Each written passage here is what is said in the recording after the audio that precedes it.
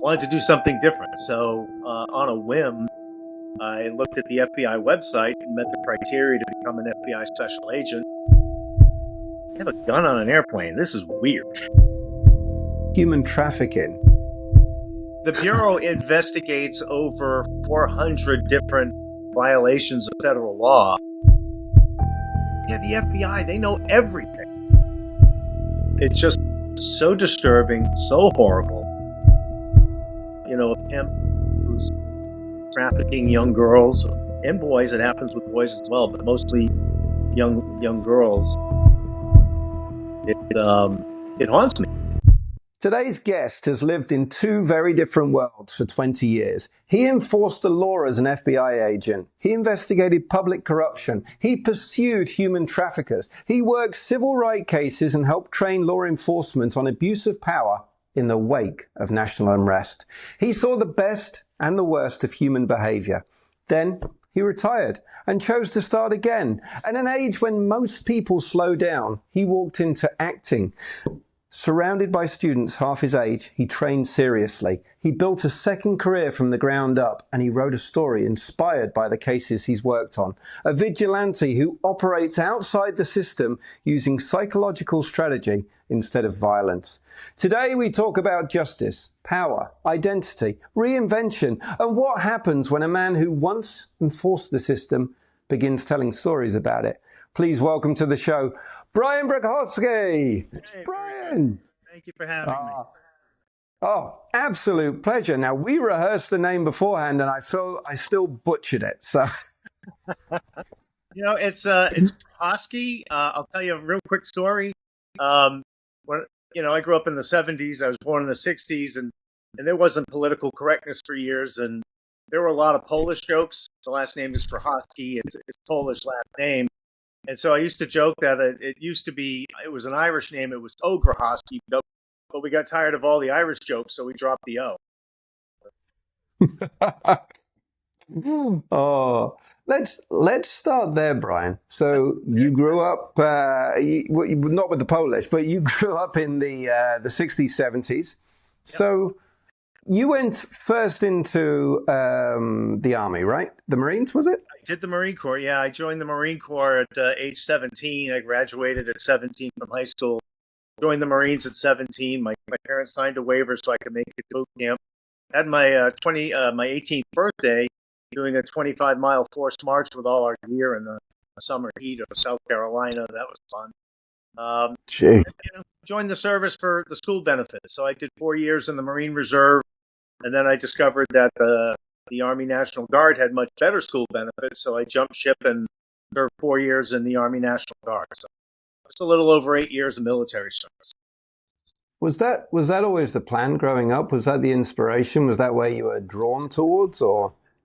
No, I'm the first kid in my family to go to college, which was great. Both my parents were blue collar folks. Neither of them had a college degree, and I knew I needed to pay for college. And like so many kids back in the '80s, the military had school benefits, had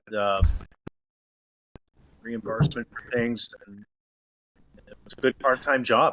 So it was a good path for me. It just made sense because that's what a lot of people were doing. So when you say school benefits, you did education while you were in the Marines? They were training you in specialized subjects, or? Yeah. So let me clarify. So I was in the Marine Reserve and the Army National Guard. It was all just reserve time, basically 8 years in the reserve. Right. So 1 weekend a month, 2 weeks in the summer. I did Marine Corps boot camp, which was 3 months, and then I had a 3-month advanced school out in Camp Pendleton, 1987. But it was 1 weekend a month, 2 weeks in the summer, and so you still got the GI Bill, you got the paycheck for your work as a soldier, as a Marine, and the benefit in the National Guard was I was tuition exempt at state university. So while I was in the service that whole time, I was also going to college, and I got an electrical engineering degree. And that's where you were training in computer chip design? Yeah. Well, in the private sector, I worked as an electrical engineer at several companies. Polaroid was one of them. working on all the machines that actually made the film and supporting our scientists developing lab equipment, testing equipment. Had a big emphasis on tracking data, so I became very proficient in database design and writing software. I had a few other jobs, but fast forward, I decided I should get a master's degree and maybe start working on computer chip design, which I was doing. But then 9/11 hit, and like a lot of the different sectors in the economy, the tech sector was going to take a big hit if the economy was going to slow down with 9/11. And I saw the layoffs coming, and I thought to myself, I've just got to do something different. One, I don't actually like computers. I hate them. And I just wanted to do something different. So on a whim, I looked at the FBI website and met the criteria to become an FBI special agent. And I thought, what the hell, I'll put in for it. Given that I had the technical background, the engineering degree, after 9/11, the FBI was looking for people with technical skills. So I processed out of the Boston field office and told I was one of 50 people asked to come in for a phase 1 exam out of 2,500 applicants. So felt like I won the lottery with that. And sort of every step of the way, I was like, no kidding, I made it to the next step. And a year and a half later, I was at FBI Academy in Quantico. And when you were going through that, was it as you'd imagine it to be? Was it as stringent? Were they all black tie, kind of straight-laced FBI agents that are asking you questions and interviewing you? Yeah, that was an interesting experience because, well, I had been through Marine Corps boot camp, so the FBI Academy was challenging for people who had no military experience, but there were several of us that had prior military, and we're like, this is a club bed. We got our own rooms, we got our own showers. The food's not terrible, and it was definitely a professional environment, and everybody took it seriously. But at the end of the day, we're all human beings as well, and when the classroom ended, we like to just have fun, chat amongst ourselves, and try to get in as limited trouble as we could get in without getting kicked out. So. It was a good time. What age were you then, Brian? I joined the FBI when I was 35. Cutoff is 37, just like with the military. Oh, wow. Yeah. So, well, the idea is you're forced retirement at 57. So I did my 20 years. I was 35 when I joined. I did my 20 and got out right away at 55. And I've been acting ever since. Did you understand what you wanted to do in the FBI? I know you said on a whim this looks good and you were looking at it, but we've all seen what's on TV and what's in movies about the FBI. But did you have an inkling as to where you wanted to specialize or what area or field you wanted to go into? No. The Bureau investigates over 400 different violations of federal law. And, there's terrorism, there's counterintelligence, there's cyber, there's criminal, and you go where they tell you to go. So, you would assume someone like me with a software and computer chip design background and engineering, I would have worked cyber crimes. I never worked cyber cases. And I was glad. I was very happy doing criminal cases, working, again, mostly civil rights and public corruption, but I worked street gangs and international transportation of stolen property cases for about 3 or 4 years before just settling into the civil rights. Were you in the field with these investigations? Was it as we see on TV? I guess I'm saying is. You look at anybody, like doctors probably don't watch doctor shows, cops don't watch cop shows. I don't watch FBI shows because I feel like screaming at the TV. And I know what they're doing. They need to advance a story in a certain amount of time. So the things they show the FBI doing, the FBI can do. They can't do it as fast as it's portrayed on television. So right. So it's a story device to advance a story, and that's great. And what they showed that we can do, some of it we can do. I've never done some of the stuff, but people think we can. And that in and of itself is a tremendous interrogation tool. I'll give you an example. There was a case where they had this boy and a girl. They arrested them because they had done something, and they were questioning, and they weren't really sure if these were the right people or not. But when they stepped outside and they were looking at the camera, they started talking to each other, and it's like, yeah, the FBI, they know everything, and they didn't, but people assume we do, and that helps. It really does help, and it's fun to watch that kind of stuff. So, did you get trained in interrogation? Yes, yeah. Yeah, the FBI Academy, when I went through, was about 17, 18 weeks. After 9/11, they bumped up the curriculum to include more about counterterrorism, counterintelligence type operations. So for a while, I think it was 21 or 22 weeks long academy. But it's everything. It's interviewing, it's interrogation, it's physical fitness, obviously a lot of firearms. Um, you name it. They have a thing at the FBI Academy called Hogan's Alley. It's a small town that they bring in role players to act out different scenarios, cases, and incidents that agents have been involved with, so that as a new agent trainee, you get hands-on, real-world experience.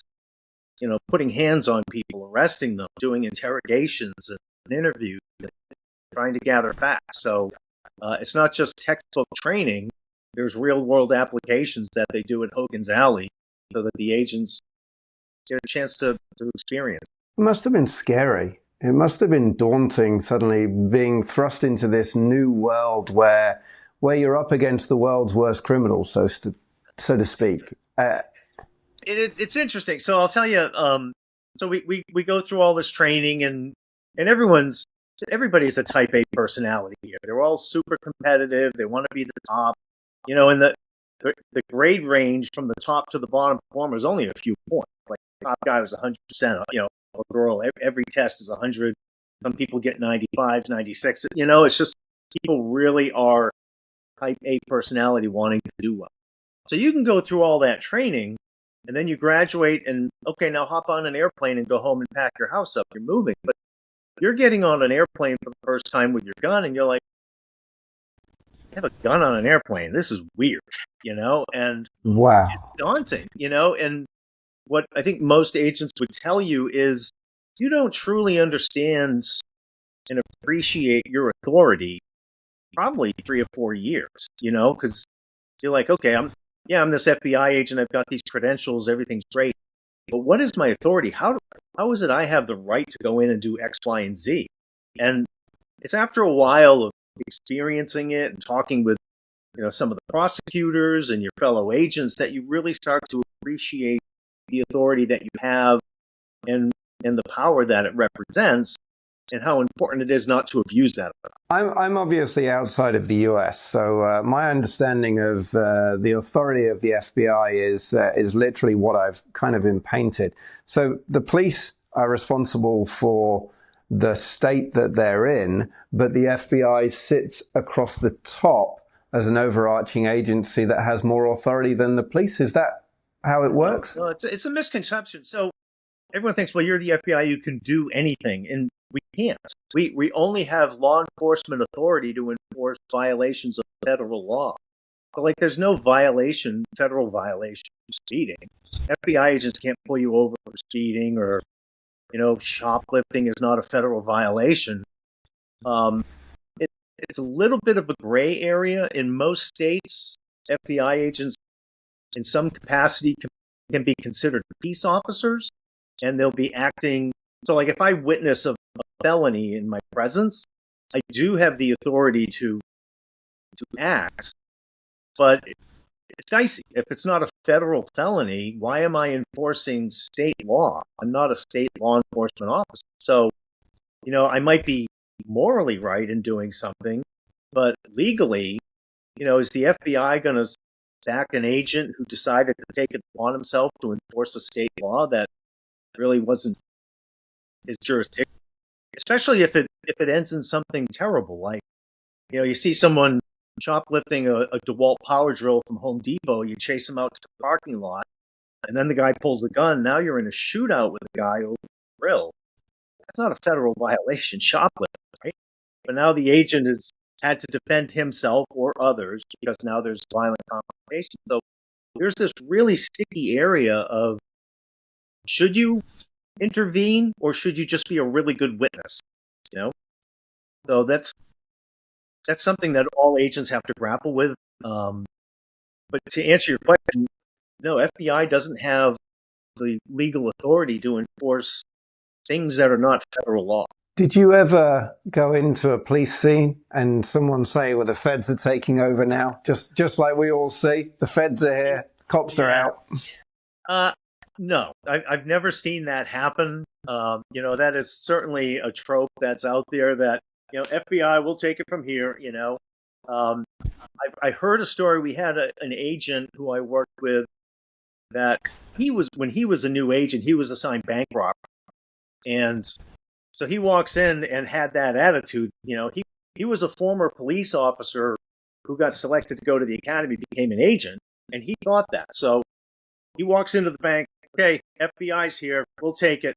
And all the locals are like, go ahead, jackass, have at it, I mean, it's embarrassing, because one agent that you interact with, if it's a bad experience, that paints all of us or in a bad light, right?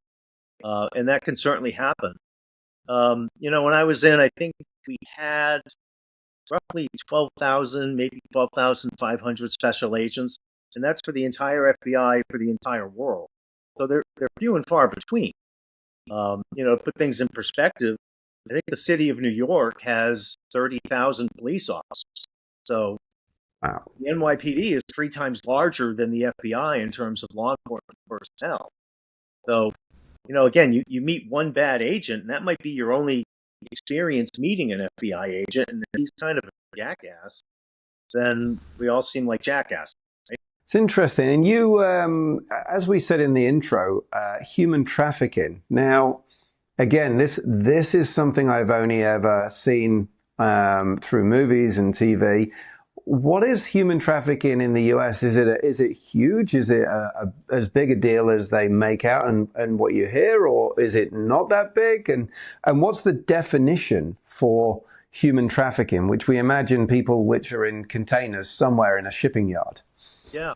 So first off, people get human smuggling and human trafficking mixed up. Smuggling is just transporting one person from one place to another. Trafficking is when you are forcing that person to do labor. It's basically slavery.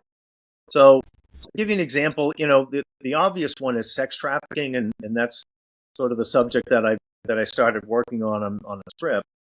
But it's any kind of labor trafficking. So you can see it in commercial construction or home construction. If a construction company brings in some folks from another country and then takes their passports and says, you're going to work for half the price, twice as many hours, and if you don't, we're going to have you arrested. And then these people are forced to work slave labor, basically. There was a case that the FBI worked where they had this company brought in some folks from Guatemala, from these small villages, saying, come to America, it's the land of opportunity, you'll have all these wonderful things. But when they got here, again, their passports were taken, they didn't speak English, but they were told, look, if you say anything, you're going to be put in jail for years. And they were forced to work on a chicken farm harvesting chicken eggs. So, I mean, Wow. it can be anything. It can be anywhere. Oil fields. It's slave labor for oil fields. There's more human trafficking in the world today than there ever was. It's been outlawed in Western society, but globally, there's more trafficking than ever. It's tragic. It really is. Were you able to prevent or stop or cease big rings? Because I'm assuming that there's a number of rings that bring in human trafficking as well to the United States. For me personally, so I did most of my human trafficking case. Well, all of my human trafficking cases were out in Phoenix, and the Phoenix FBI out there had partnered with the Phoenix Police Department, and they had task force officers from Glendale and Tempe and a couple other towns. And that's a very common model that The FBI and other government agencies too, like Homeland Security, HSI investigations. They'll partner with locals, form a task force, and then the benefit is you have all the tools of both federal government and state and local laws as well. So you can figure out which statutes are most applicable to get the best bang for your investigative buck. That makes sense. So all of the cases I worked were sex trafficking cases. So it's a pimp who's trafficking young girls and boys. It happens with boys as well, but mostly young girls under the age of 18. As low as 10, 12 years old, 8 years old. I mean, it's just horrible what goes on. The grooming process is tragic and shocking. It haunts me. All the other stuff I live with. Public corruption. You put a bad guy in jail, you take his toys away from him, you confiscate the money and all that. But the human trafficking, the sex trafficking, has some just horrible stories of victims. And I was looking it up on the internet. I was trying to get some numbers behind it. Every minute there are dozens of girls that are brought into human trafficking for the first time. Every 5 minutes there's a death related to human trafficking, sex trafficking. The average girl is trafficked for 341 days, with 5 to 15 men a day having sex with her. So when you do the math, there are roughly 4,500 to 5,000 men violating any one girl in the course of human trafficking. And it's just so disturbing, so horrible. And it's the pimps that make all the money doing it. And they're heartless. It floors you. It's sad. It haunts you. It's disgusting. And if I could, I'd throw every one of them in a chipper shredder. That's probably not politically correct, but the way they're victimized, what they do to victims is just disturbing. Very, very sad. When you capture one of these pimps, do they show remorse? Are they that dead inside or oblivious to this? They're not dead inside. To them, it's part of the game. It's how it's run. They would argue that the girls have a choice; they can leave. But every pimp will tell you they come into this operation with nothing and they leave with nothing, and all the money they make, pimps get to keep. And it's all manipulation. So they have no remorse. They just think it's part of the game.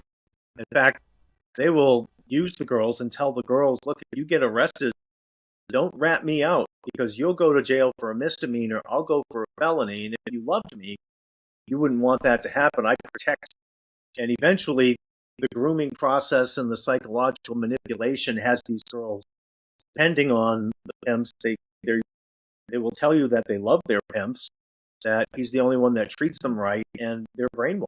It's Stockholm syndrome to the nth degree. Wow, yeah. It's very, very disturbing. So, whilst you were subject. No. It's a fascinating subject, though. And a final question there is, what's the mental health support that you get provided with? Because it still haunts you. I heard that. And to be able to see a case like that and work through, I could only imagine how disturbing that would be. And as a father, I couldn't imagine from many aspects. So what do they do to support you to be able to work on those kind of cases? It's a great question. The Bureau, as well as the state and locals, are really starting to see that mental health is a big deal for law enforcement personnel. Because, look, I'm an FBI guy. I sat in my ivory tower and I wasn't exposed to the worst of, but I did see the worst of society, but I don't see it day in and day out like a frontline police officer. I mean, they are seeing day after day, dead people, homicide, rape. I mean, just the awfulness of society is brutal. For me personally, the FBI was good. I was also involved in an agent-involved shooting. Someone pulled a gun on us. It was a suicide by cop situation, and we had to use deadly force. Um, and so the bureau, when an agent's involved in something like that, they offer up psychological sort of a little boot camp. It's a 1 week thing that they send you off to meet other folks that have been in similar situations, and it's not just agents; it's support personnel. So for the 1 week I was there, it wasn't just agents with shooting incidents. It was some of the support folks that processed the crime scene out at Las Vegas. I don't know if you remember, there was a mass shooting there where a guy in a hotel was shooting down in the crowd, and I think 57 people were killed. Um, so some of the evidence recovery folks who were support employees, they were there as well, and a lot of bad stuff, and they'll talk about the things that trigger them. So one of them, for example, she can't look at a cell phone anymore. She keeps her cell phone face down because when she was processing the scene, all of these people that were dead, their phones were on the ground and their phones were lighting up with loved ones trying to get in touch with them. And for her, that was tragic because nobody can answer that phone for them, and their loved ones were deceased. So for her, just seeing a phone lights up triggers her that really bad, emotional memory. For me, it was a justified use of force. I didn't make the decision that we had to use deadly force. That decision was made by the young man who wanted to end his life knowing we would have to defend ourselves. So came out, pointed a gun in our direction, and that was it. So, but your question was, do they provide support? And they do. And the FBI and all the local law enforcement and state police, every one of them is really starting to recognize the mental health concern. It's awesome to see so much tragedy day in and day out. I had a screenwriter who I spoke to just before Christmas, and his father was a police officer, and he was a police officer before he became a screenwriter. And I can't remember the name of his script, but it was Badge something, which was his father's badge. And he wrote the story for his father of what he went through back in the 80s and 90s as a law enforcement officer. And for his father, there was no mental health support. It was very much absent.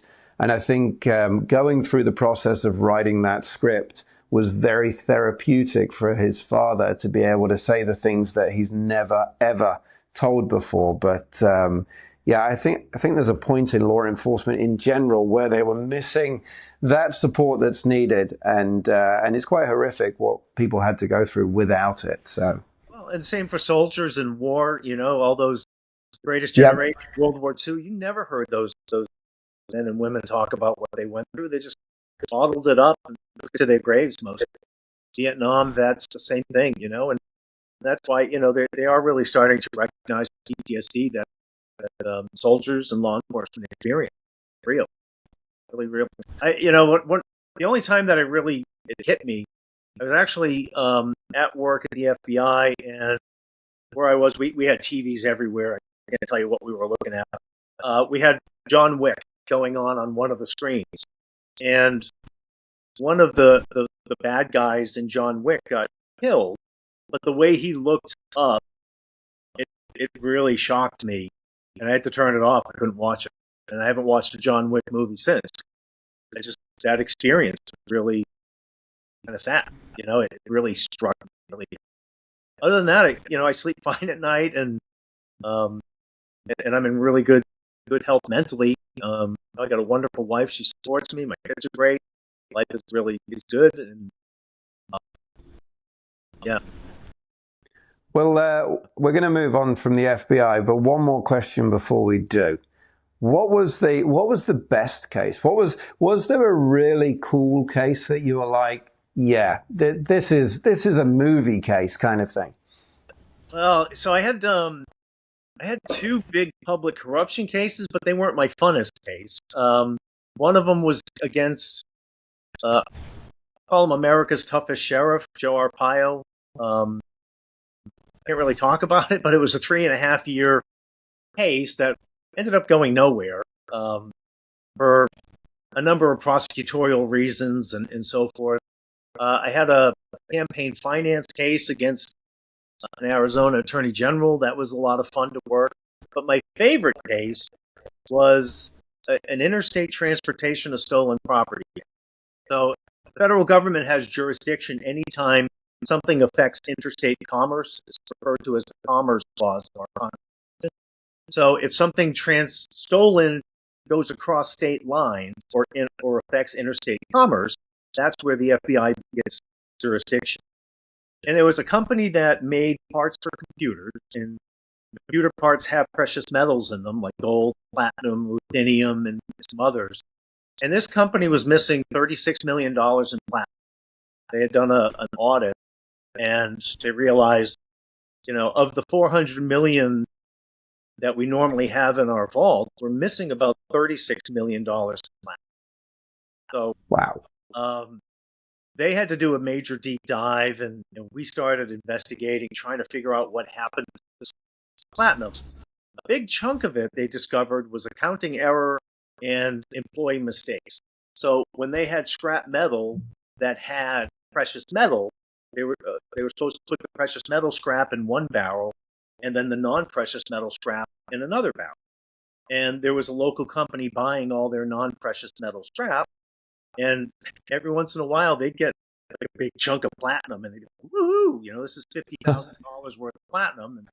And they were kind of sleazy because they knew they weren't supposed to get it, but they never told the company. They accidentally threw it away. So a big chunk of it was accounting error. But the funny one was we did stumble upon this kid. Call him a kid. He was in his late 20s. He was an Air Force veteran, squeaky clean kid, and he worked there. And it was a crime of opportunity. He stole a little palm full of platinum, and he got away with it. Now, that palm full was worth about $10,000.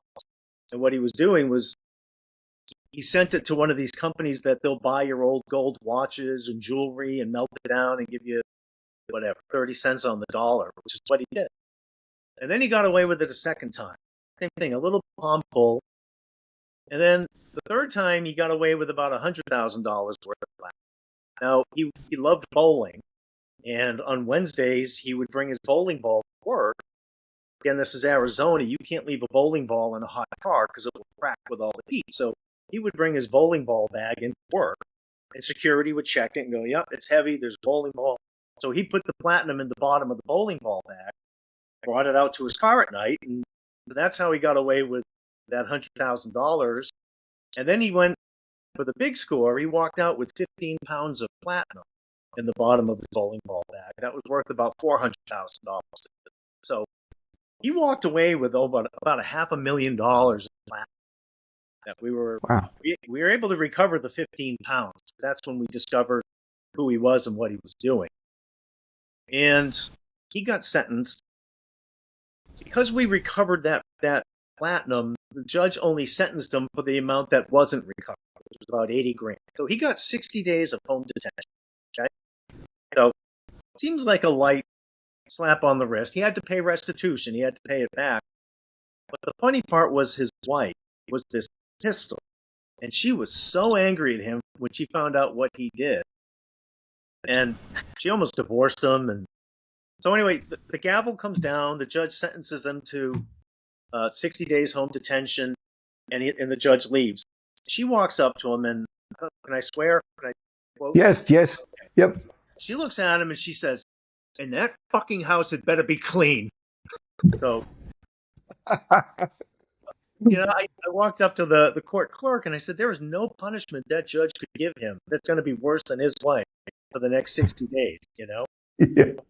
It was just a fun case because of the outcome and the wife yelling at him, and the fact that we polygraphed him and he confessed and we recovered all the platinum. I mean, it was such a fun case to stand in a vault in this company and I held a jar of gold that was like $70,000 or $80,000 worth of powdered gold, and I said, this is really cool, Wow.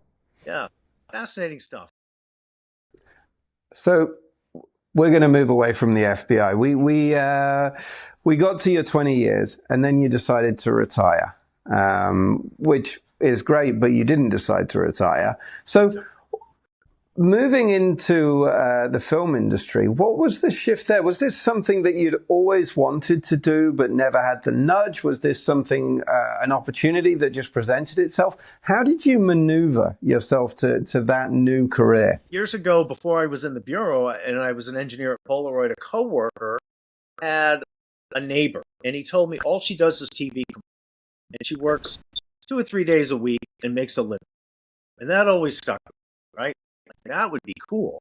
If I could, I'm a goofball by nature. I mean, most people, when they get to know me, think, you were an FBI agent? You're a goofball, you know? And I'm like, yeah, I like to have fun. I like to laugh. And so that always stuck with me. Like, if I could just do TV commercials. So when I was getting ready to retire, I thought, well, I'll just take a couple acting classes and see what happens. Started putting in for auditions for TV commercials locally. I got a few. And it just went from there. I had a blast doing whatever I could get. Talking with the other students in these acting classes, I was like, "How do you guys find your gig?" They were telling me Backstage, Actors Access, casting networks, and all these different platforms that post casting calls. And so I just started putting in for them and getting some. I ended up getting several student films, which were on the dramatic side, and actually found a lot of pleasure in doing some of those dramatic roles. And so I did. I kept taking some of those as well. And in the effort to professionalize my acting, I ended up enrolling in the Honors Acting Conservatory at the Theater Lab School of Dramatic Arts here in Washington, D.C. And they have a curriculum that's based on a Master's of Fine Arts. It's clearly not a master's program because it's only a year long, but a very intense program, 3-hour classes, 2 or 3 nights a week, plus independent scene studies, rehearsals, and on and on and on. So I took that step to take professional actor training to get my technique right. And I just love it. I found that studying Stanislavski and Uta Hagen and Meisner and all these different techniques, coupled with the instructors that I had, were just phenomenal.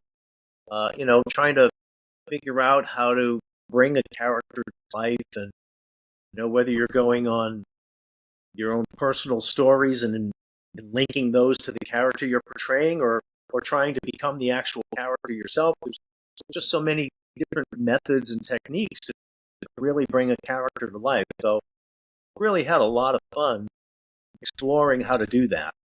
And I like it. I love it. What did your family think?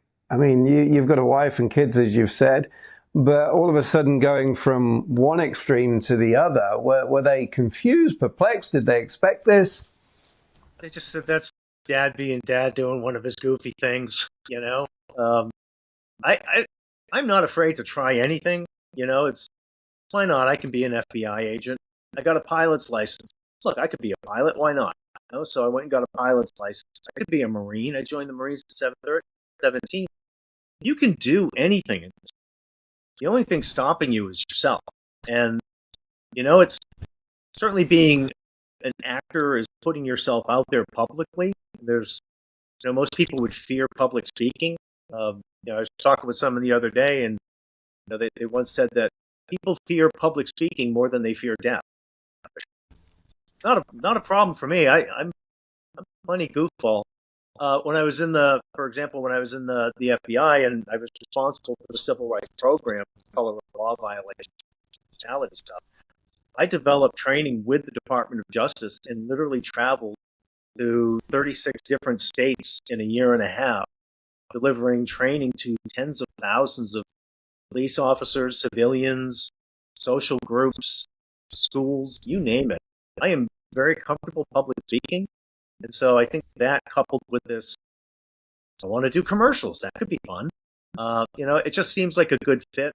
And my families, they weren't surprised. They were just like, okay, dad's being dad, going to do what he wants. And Well, it must have been weird as well being in the presence of so many young people, being the rookie of the acting class, so to speak. And I don't consider you to be that old at all, but I'm sure that they would have looked at you as a lot older than them. So that must have been a hard step for you to go through. It is and it isn't. You know, because I have confidence. I think when I started and I introduced, we all went around the room in the conservatory. There were only 10 of us. So we introduced ourselves. And I told them I was an FBI agent for 20 years. And they're like, they're stepping back a little bit. And they're wondering if I'm using psychological manipulation on them and analyzing them. And, it's just fun. And I'm fine with it. It wasn't intimidating. I have a pretty good ability to help put people at ease because I'm easy to talk to. And I just want to have fun and great group of young people. I was clearly the oldest at 57. I think the next youngest to me was 42. And then there was a guy, yeah. So not bad. I mean, but everyone else was in their 20s. So yeah. And let's talk about the big poster behind you. yeah, so in June, I thought I would sit down and start writing out some scenes to this concept I had. Again, the human trafficking is what haunts me. So I had this fantasy in retirement of sort of being a vigilante, and the legal system can be frustrating when you're dealing with any kind of a criminal. Lawyers get sweet deals and plea agreements, and things get bled down, and people get out early, and all that. So, one of the fantasies would be to hold these people accountable outside the law as a vigilante. But my concept was, okay, so if I'm a retired FBI agent and I want to start taking out pimps, I don't want to go to jail for killing a pimp. It would be better if I could get them to kill each other. So as I started writing this script, it became, okay, so like maybe I'll kidnap one and do a video of him ratting out his buddies. And then I send that video to his buddies, and they're like, that son of a bitch ratted us out. So they kill him. So it's sort of a puppet master pulling the strings, getting these human traffickers, pimps, to turn on each other and take each other out. That way, the character's name is, his character's, it's clean. And then what sort of spilled into that was a young girl stumbles into one of these operations looking for her sister. And the character can see that, crap, she's in trouble. I'm going to have to go rescue her. So he goes and rescues her and finds out she's looking for her sister who's being trafficked. And he decides he's going to help. And that sort of launches this adventure to go track down what's happened to her sister and try to save her. And so I started writing that in June, and it reached this point of, my brain's kind of fried right now. Should I, just take a break, keep going? What do I have? And what do I want this to be? Do I want it to be a series, a short? Do I want it to be a series of shorts or a feature? So I sent it to a couple friends, and they were like, this is really good. Why don't you do X, Y, and Z? So it morphed into a TV series, a pilot episode. I pulled 30 grand out of my 401k, my savings, and I was able to raise another 10 grand from friends and family, and I shot a pilot episode based on that script to show sort of a proof of concept. And so the title of it became St. Michael's Intern. The title is, St. Michael is the patron saint of law enforcement and the military. I don't know if a lot of people know, but you'll find that most law enforcement people and military people carry some kind of a St. Michael's charm or a bracelet, in the notion that St. Michael looks out for you. St. Michael is God's warrior in Christianity. He's the one that cast Lucifer out of heaven, hell. And so a line sort of came up that as the main character is getting out of his car, he says to himself, does St. Michael move in mysterious ways? The answer is yes, and I'm apparently his unpaid intern. me, that just sparked the idea for the title. So, um, it just went from there. That's the concept behind it.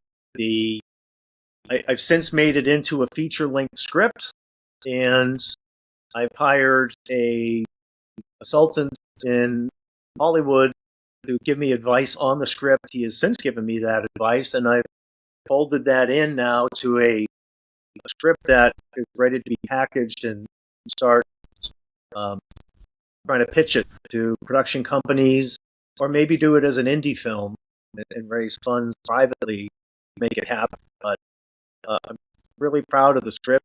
It's come a long way. The TV series version of it was meant as a dark comedy with a lot of gallows humor to it.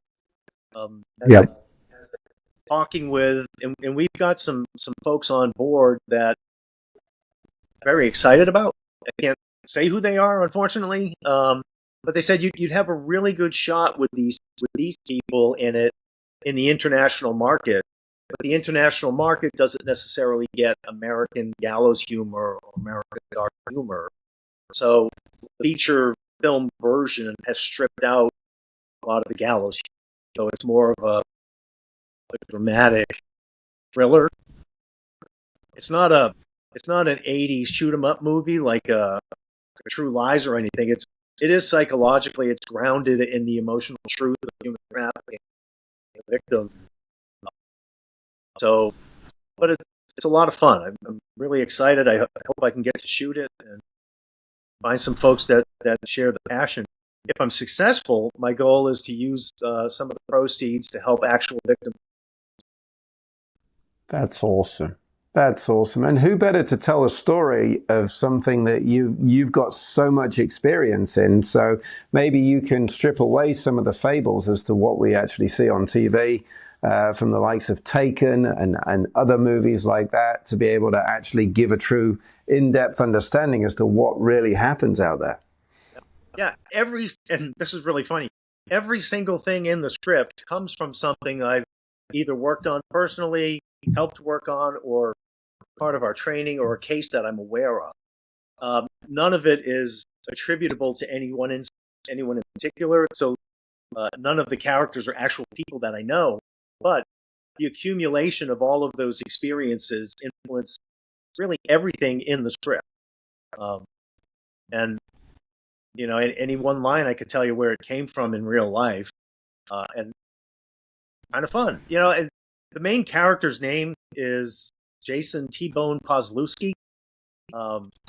It's a weird name, right? His nickname is T-Bone. So, and when I was telling people about it, they're like, T-Bone, what kind of a stupid ass name is that? And the reality is that was my nickname in the FBI. So when I got to the gang squad in Phoenix, there were already two Bryans. One was the supervisor, one was another agent. And I said, look, you guys can call me Ski. That's what they called me when I was in the Marines. Grehoski, it made sense, right? But Supervisor Brian, he says, you can't give yourself a nickname. And he thought about George Costanza in Seinfeld, who wanted to be called T-Bone. And so he said, you're T-Bone. And that is the stupid nickname that stuck with me for my remaining 19 years in the FBI. Everybody still calls me T-Bone today. So I folded that into the main character. That the nickname's T-Bone. The story behind it in the script is it's my story, and it's funny. Not a cool nickname. It's nothing I would have given myself, or in this case, Jason would have given himself in the script. But that's the backstory behind the stupid nickname. It's real. That's super cool. Are you looking to play T-Bone in the either indie movie or TV show, or whichever way it goes? Yep. That's the goal. I think who better to do it, because my original tagline was the semi-true fantasy of a retired FBI agent, and that was me. So this consultant, it could go either way. He said it, if, for an unknown actor like me, which I am, I get it, to try and raise funds, it's a harder sell for obvious reasons. If you can sign other big name actors to surround you in supporting roles that, major presence, you might have a shot at doing that. So I'm very pragmatic. The other alternative is I take one of the supporting roles and I let someone else play me. And, is the point to get the thing made, or is it the point to make me the main character, So we're still trying to figure that out. If we go the indie route and we find independent financing, I think there's more opportunity for that to happen. I point to successful movies like Blair Witch Project, Napoleon Dynamite. All of those were micro-budget shows that struck a chord with someone, and they were very successful. I'd like to think the realistic script here, being played by an actual FBI agent, might get some attention, and hopefully, if it's done right, can get some success behind it, and maybe make a series out of it, and go from there. Again, my big hope would be to use any success to help victims of human trafficking. That's probably the most admirable thing you can do with it. It needs to be done. Whatever I can do to help. I agree. And the last time I heard of anyone who was in a dichotomy like this about playing the character and giving up and being another supporting character was Sylvester Stallone in a little-known movie called Rocky, where he held on to it through thick and thin, and kind of worked out all right for him in the end. And I cite that as well. And I don't know if you heard Ben Affleck and Matt Damon, when they were pitching their movie, before Good they Will went Hunting. in, they looked at each other and said, Stallone. And that was their one word to each other, that we're doing this. So I could hold my ground and insist, but what's the bigger picture? It's how can I do the most good with this story? If I have to, I'll take a back seat to it. I'd rather not. I'd rather play the lead. It's me. It's just everything paraphrased and different. And it would be a lot of fun to bring some of that gallows humor to the screen. Stand by your guns. That's what I say. Hold on to it. You can do it, Brian. Because you said so, Dave. That's what I will do. I will hold on. I'm going to share with you a great example of gallows humor, and I think it's been proven to be incorrect. But Jeffrey Dahmer, you familiar with Jeffrey Dahmer, the guy? I am. Yep. Yes. So, as legend has it, when the police officer opened the refrigerator, there was a head on the shelf in the refrigerator. And the sergeant was looking over his shoulder and said, "Now that is disgusting. Everybody knows you put the heads in the crisper,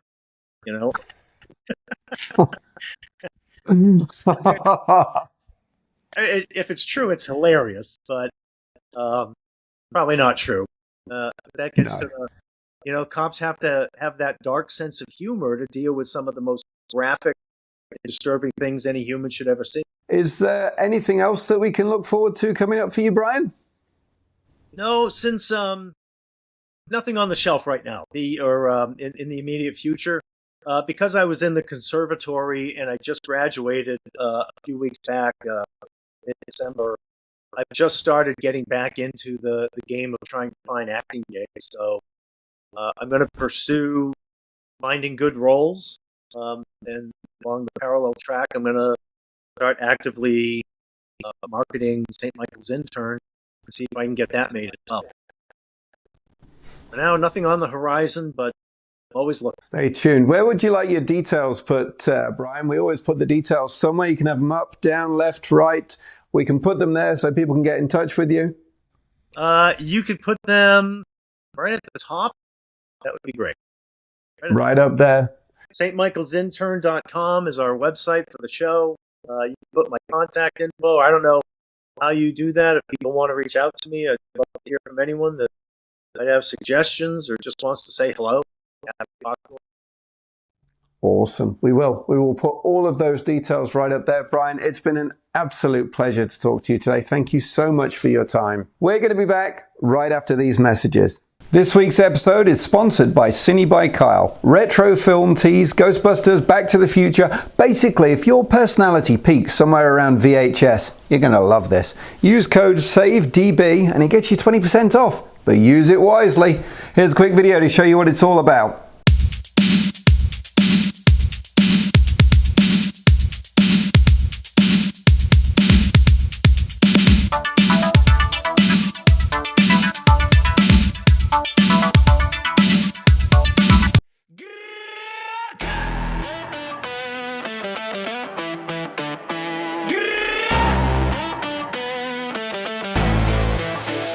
I told you I was not to be tested. I'm next, I've been in the gym every day and I bench.